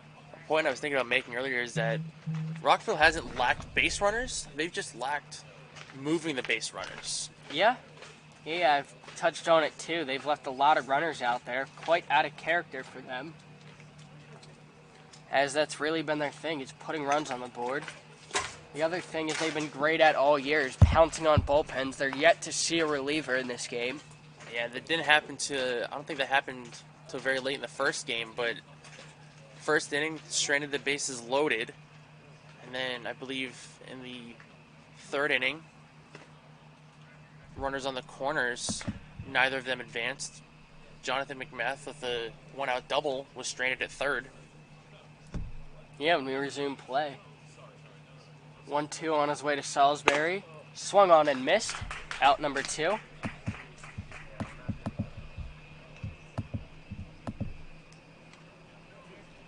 Makes way for Keon Saylor. Stepping in with 2 away here in the 6th.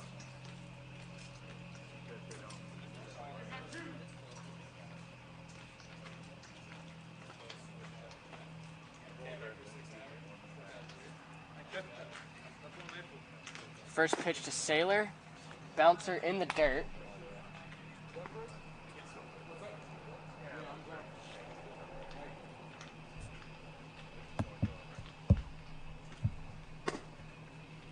This one missing outside.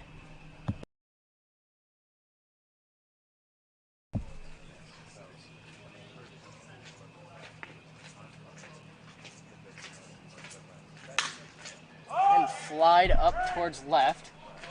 Shortstop under it, puts it away, and that'll end the inning for Rockville. So we just saw Bryce Green walk by us.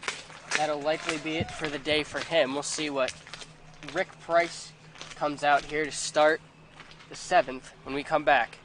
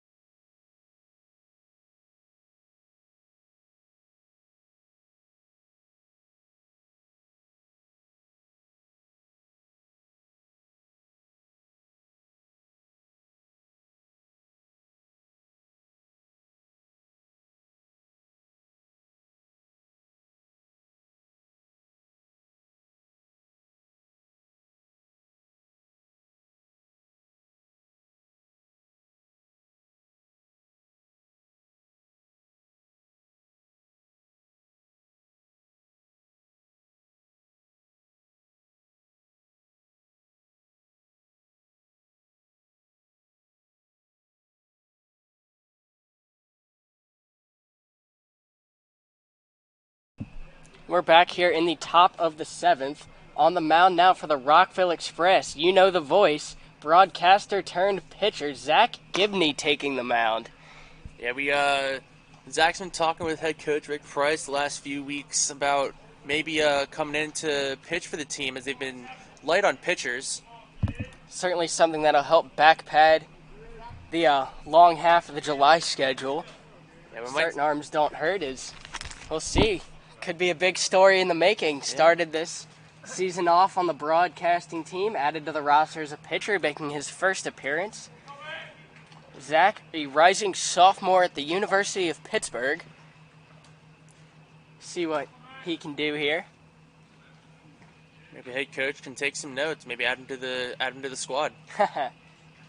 It has a first pitch strike. How about that?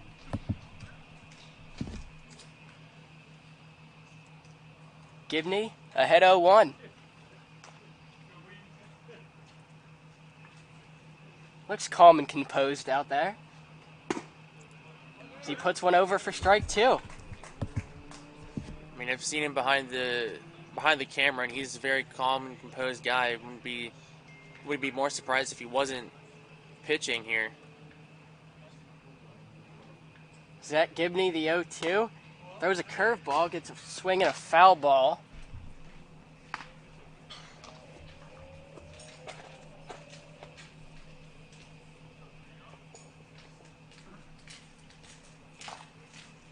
The 0-2 from Gibney once more. Tight pitch on the inside. Doesn't catch it. James Heffley trying to frame it up there to no avail.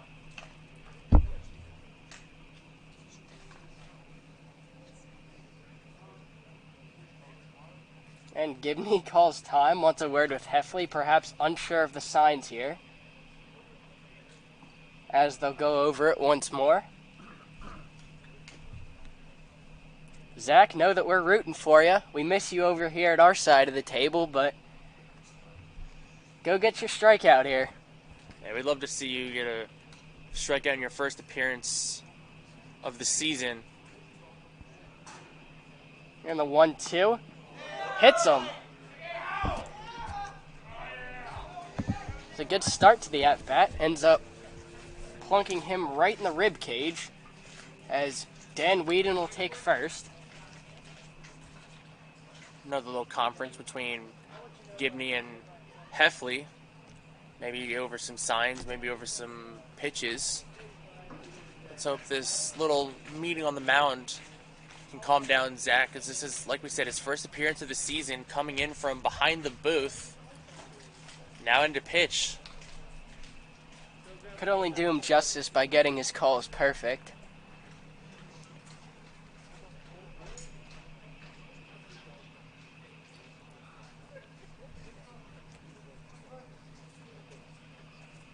As following the hit by pitch, Lane Freeze into the dish, left-hander. Swing and a miss at the first pitch fastball from Gibney.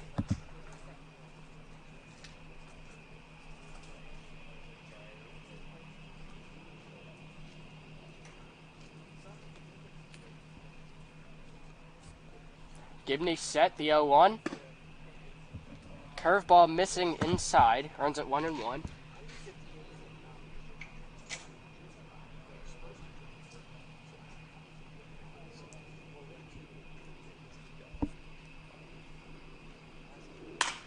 And swung out towards the left side, popped up to short and caught by Hakopian for the first out. That'll certainly calm Gibney down as he gets one away. Yeah, it's always good to get that first out of the inning. Get the satisfaction that you know you can do it. Just got to go out and get 2 more of them. Yeah, now a good opportunity for Rick to see, this is what you're working with the rest of the year. Hopefully not the last time we see Zach, as he gets a swing and a miss at a high fastball. Throw down to first from Heffley. In the dirt, but a good stop by McMath. Zach Heffley with the high heat. Zach Gibney. High heat. Swing and a miss to James Heffley. Yeah, that's what I meant. And throw down to second. Runner swipes. He'll yell at me for that later. It's all good. I mean it out of love, Zach.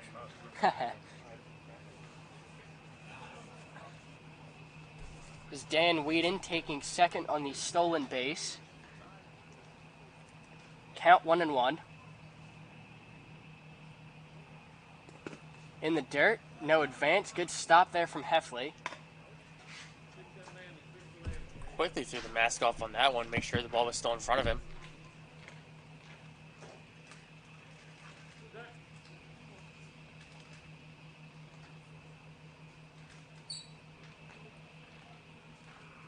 Gibney the 2-1. Gets away from Heffley running at 3-1. We'll say one thing that we can take note of here is the way Heffley is keeping that runner at second base. Yeah, the balls have gone away from him, but he's keeping an eye on the runner, making sure he's not advancing.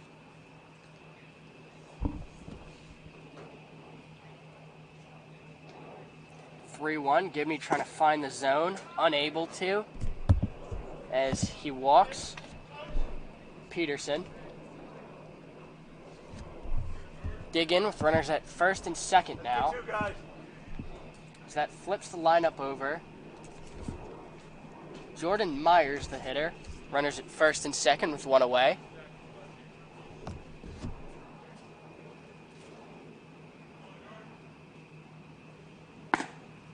First pitch missing high.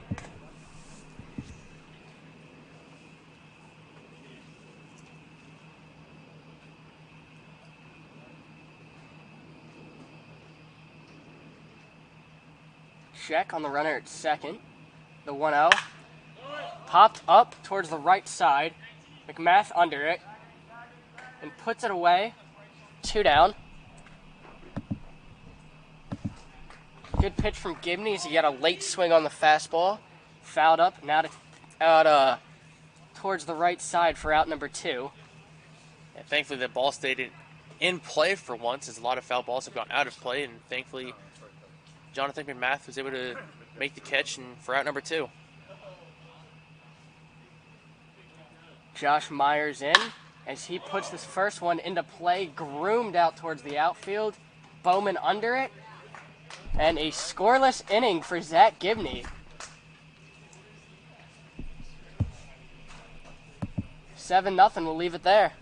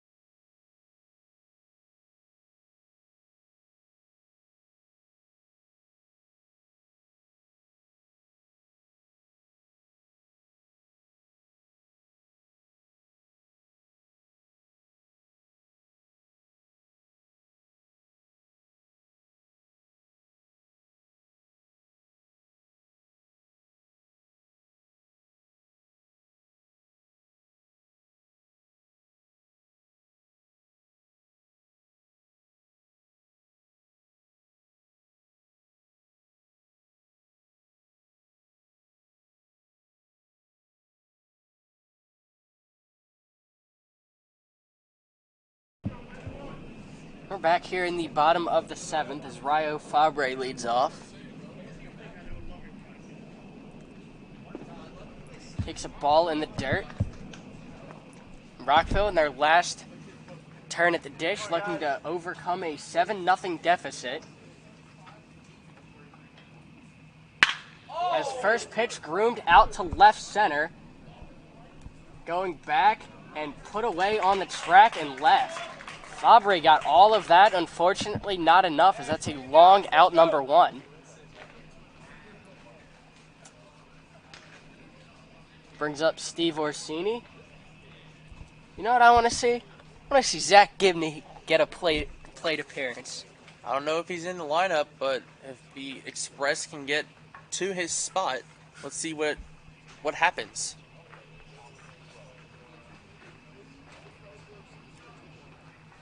Orsini in, just 2 outs remaining for his club as he takes ball 1. One thing to note is that McDermott is pitching into the 7th inning here. So far, looks like he might throw a CG here. How many pitches? So far, right now at 100 pitches. Pitch 101 is driven out to right field. Right fielder going back over his head, off the wall.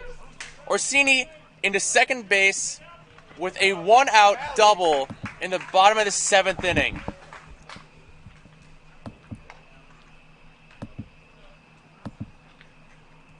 Steve Orsini turned on one, drove it over the head in right field. 1 hopper off the wall as he's been waiting all day for that ball. Like we said earlier, he's got a lot of pop in his bat, and he showed it right there. I'll bring up Nathan Bowman. Looking to at least get something on the board for the Express. First pitch is fouled away. To my point I made earlier, how the Express have definitely been able to get runners on. They just can't move them. Can they maybe change that here in the bottom of the 7th and maybe score their first run?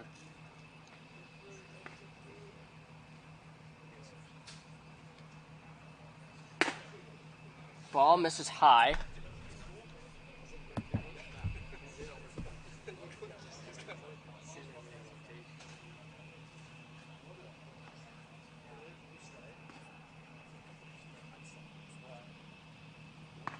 Ooh, 1-0 drills Bowman in the back.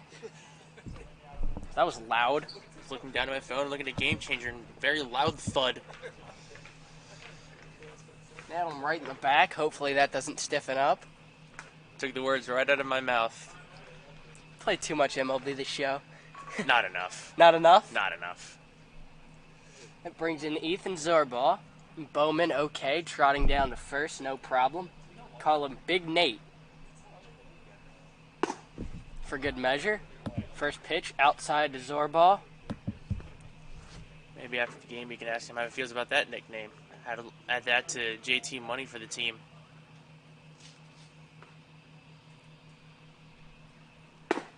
And big swing from Ethan. Unable to connect. Count goes 1-1.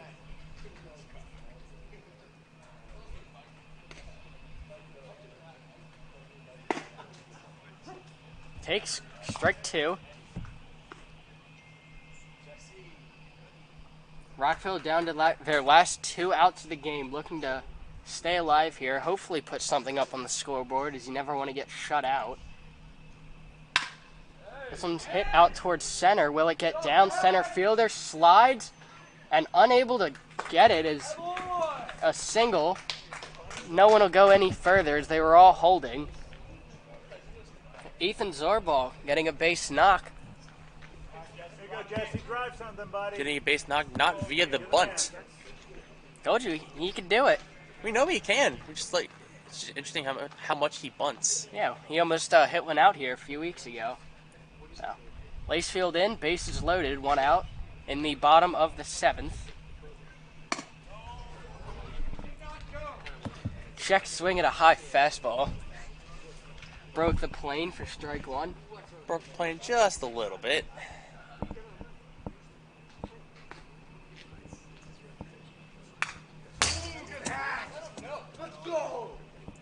Lacefield fouling one straight back, just missing the camera. He's already taken out 1 this season. As you can hear from the Rockville bench, good hack. Unfortunately, the ball went the wrong direction. We'd like to see it go into the outfield and score some runs. Ball in the dirt, blocked behind the plate. Loco saving a run there. This count goes 1-2 to Lacefield.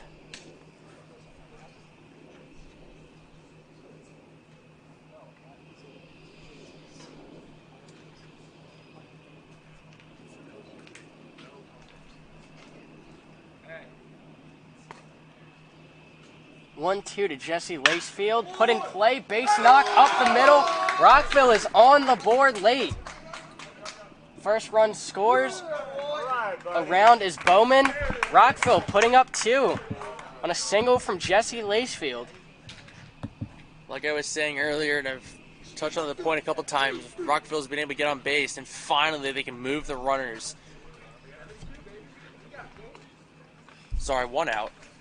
But like I said, the Rockville is finally being able to move the runners that they've been able to put on base as they knock out the starting pitcher here, McDermott, with 112 pitches. Valiant effort on his part to try and pitch deep into this game. Kudos to him on what was 6 1/3 shutout innings.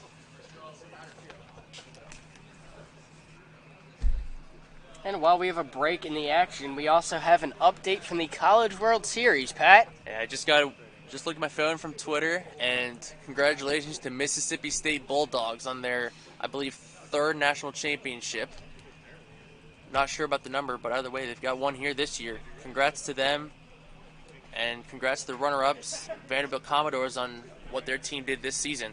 I'd feel heartless without giving a nod to NC State. What a heartbreaking way for them to go home. Yeah, I would have loved to see them compete and see if they can go any further in the tournament. Yeah, I know a lot of people had them going deep in this tournament, maybe even winning it all. Like you said, heartbreaking to see how they were left, how they had to go home early via COVID.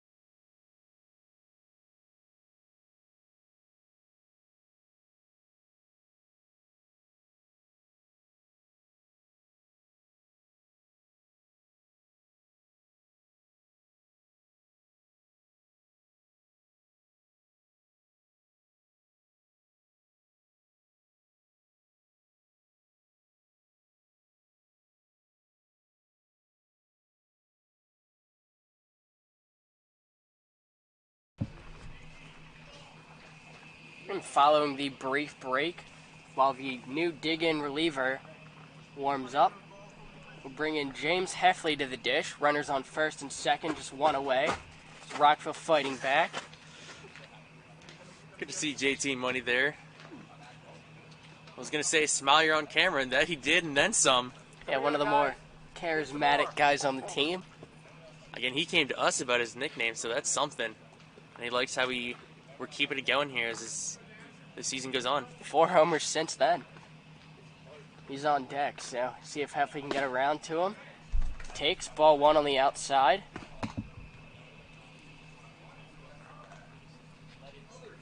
Fortunately for McMath, he looked at us. The camera's up there.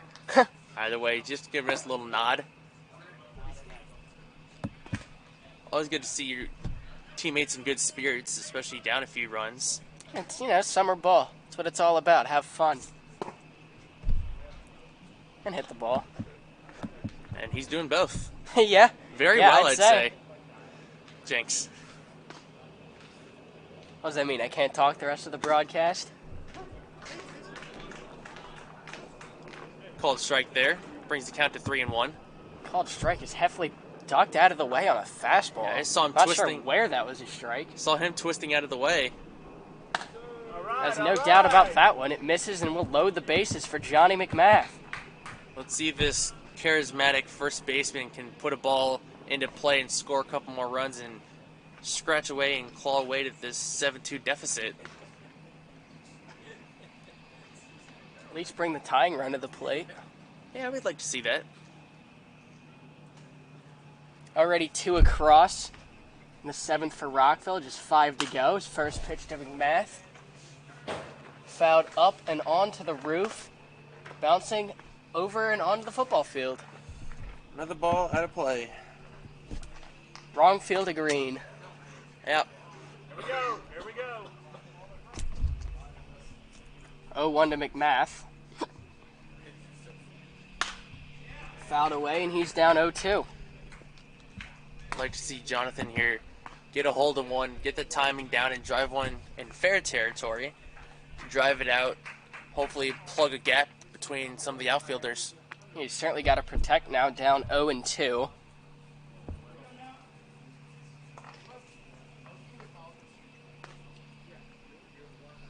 Big pitch, 0-2 on the way. Breaking ball, good spot, but misses outside. Heard a little early cheer from the dig-in bench as they thought that was strike 3. Well, evidently it wasn't, and Jonathan has another chance here to put a ball in play. 1-2 to McMath, in the dirt, gets away, runner breaks for the plate, and in standing is Ethan Zorbaugh. Rockville drawing closer as this is a 7-3 ball game now. Both trailing runners advance as well on the play. As with a 2-2 count, McMath is working with 2 on in scoring position. So far with 2 on, Jonathan has been able to put the ball out of the ballpark, because we saw that at least once yesterday. 2-2 to McMath. Catches the zone, called strike 3. And last out at the plate for Rockville is Eddie Hakopian steps in. Come on, Eddie. Keep it going, bud.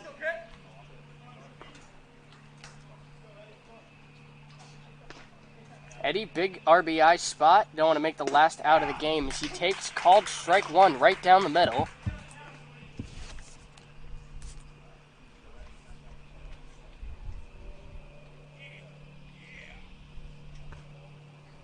Oh, 1 to Hakopian. Breaking ball. Bends out of the way. Just misses. Evens the count at 1.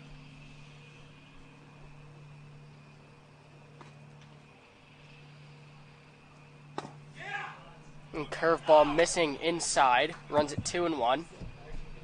Again, a few yells from the dig-in dugout as they thought that might have been strike 2. Copian bending out of the way, runs at 3-1. Dig-in has a base open at first. If they walk him, no harm would be done other than bringing the tying run to the plate and Danny Salisbury. Big swing there from Hakopian. Runs it full. Payoff pitch. 3-2, 2 outs. Pitch into Hakopian. And swung on and missed. Throws the bat, and a heartbreaker here for Rockville as they drop both legs of a doubleheader. Final score in this one is 7-3. Josh Feldman alongside Pat Mitchell signing off from Latonia. Until next time.